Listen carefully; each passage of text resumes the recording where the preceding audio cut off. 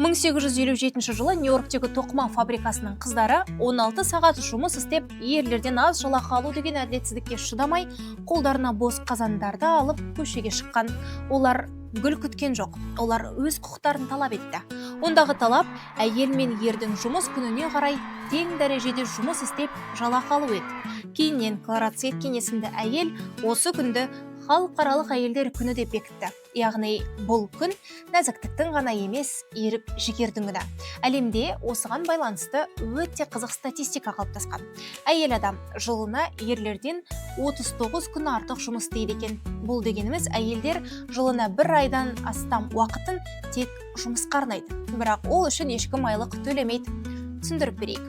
Әйелдер 2 ауысымда жұмыс істейді. Таңғы 9-дан кешкі 6-ға дейін кеңседегі, мектептегі жалпы жұмыс болса, ал содан соң үй жинау, тамақ пісіру, баланың сабағын қарау, ертеңгі киімді үтіктеу сынды жұмыстар бар. Ана, келін, сүйікті жар, жалпы қыз баласы үйде аспаз, бала күтушісі, үй тазалаушы, психолог, бірнеше маманның қызметін 2 иығына артып жүр. Келісесіз бе?